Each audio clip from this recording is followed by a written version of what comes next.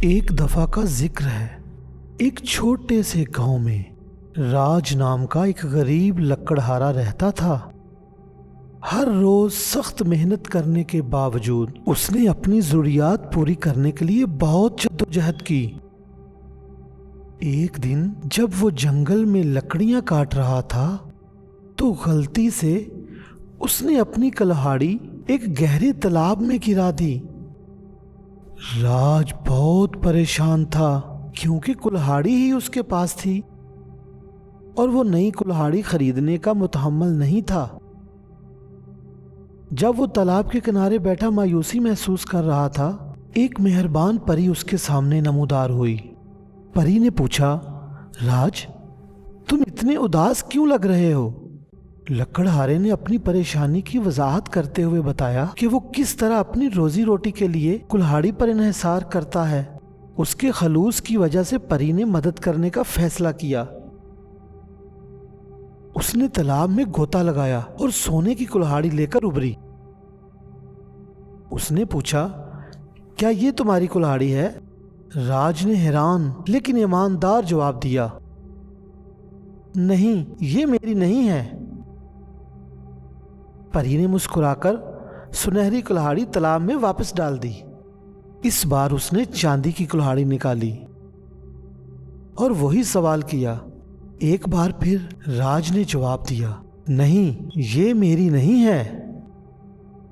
پھر پری نے ایک عام لوہے کی کلہاڑی سے یہ عمل دہرایا۔ جب اس نے پوچھا کہ کیا یہ راج کی کلہاڑی ہے تو اس نے خوشی سے کہا، ہاں، یہ میری ہے۔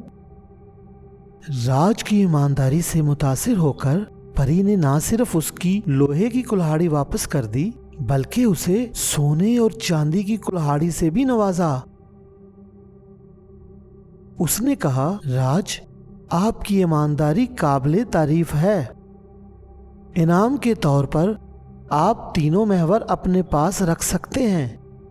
ان کو سمجھداری سے استعمال کریں اور یاد رکھیں، ایمانداری بہترین عمل ہے۔ راج نے پری کا شکریہ ادا کیا اور تشکر سے بھرے دل کے ساتھ گھر چلا گیا۔ اس دن سے آگے تک اس نے اپنی کلہاڑی کو سمجھداری سے استعمال کیا اور سخت محنت کی۔ سونے اور چاندی کی کلہاڑیاں اس کی ایمانداری کا ثبوت تھیں اور جلد ہی اس کی قسمت بدل گئی۔ راج ایک خوشحال لکڑہارا بن گیا اور پورے گاؤں نے اس کی دیانتداری کی تعریف کی۔ اس کہانی سے ہمیں یہ سبق ملتا ہے کہ ایمانداری ایک قیمتی خوبی ہے۔ مشکل وقت میں بھی سچا اور ایماندار ہونا غیر متوقع انعامات کا باعث بن سکتا ہے۔ راج کی دیانتداری نے نہ صرف اس کی روزی کمائی بلکہ اس کے لیے غیر متوقع خوشحالی بھی لائی۔